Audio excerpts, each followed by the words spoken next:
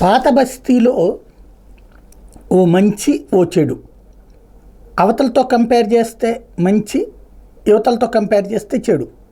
ఇప్పుడు ఓవైసీ అడుగుతున్నటువంటి ప్రశ్న ఏంటంటే, బంజారా హిల్స్ జూబ్లీ హిల్స్లో వాళ్ళని అడగగలరా మీరు?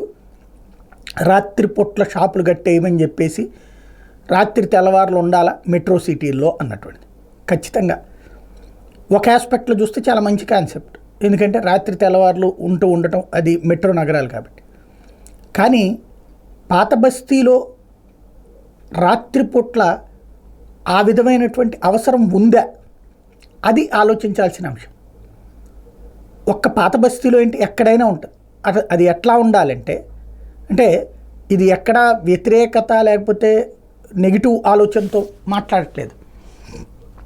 ప్రతి చోట కూడా ఈ మెట్రో సిటీలు అన్నటువంటి చోట్ల ఓ టిఫిన్ చేయడానికో, ఓ టీ తాగడానికో, ఎందుకంటే రాత్రి పగలు పనిచేసేటటువంటి వాళ్ళ కోసం కొన్నింటిని అట్టిపెట్టడం కరెక్ట్. అంత కావాలంటే ఒక వీధి అట్లాగా. అది నిజంగా పనిచేసి వచ్చే వాళ్ళ కోసం ఉండాలి. పని పాట లేకుండా ఆవారాగా తిరుగుతా రాత్రి తెల్లవారులు బైకులు వేసుకుని దానికి సైలెన్సర్లు పీకేసి సౌండ్ చేస్తా చుట్టుపక్కల ప్రజలందరినీ ఇసిగిస్తా, లేదంటే కనుక రాత్రిపూట్ల ఎవరైనా మహిళలు రావాలంటే భయపడేటటువంటి పరిస్థితి సృష్టిస్తా ఉండకూడదు.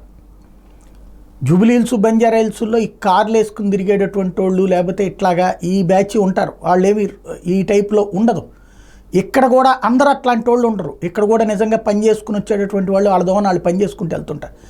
కానీ చక్కగా వాళ్ళ పని వాళ్ళు చేసుకునే వాళ్ళని విసిగించే వాళ్ళు ఎక్కువ. ఈ విధమైనటువంటి అక్కడ కంట్రోల్ చేయాలి.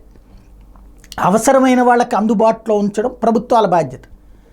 అవసరం లేకుండా పక్కదోవ పట్టి తప్పుదోవ పట్టేటటువంటి వాళ్ళని నియంత్రించడం కూడా ప్రభుత్వాల బాధ్యత. ప్రజాప్రతినిధులుగా మనం ఆలోచించాల్సింది అదేనేమో, కరెక్ట్గా చూసుకుంటే బెటర్.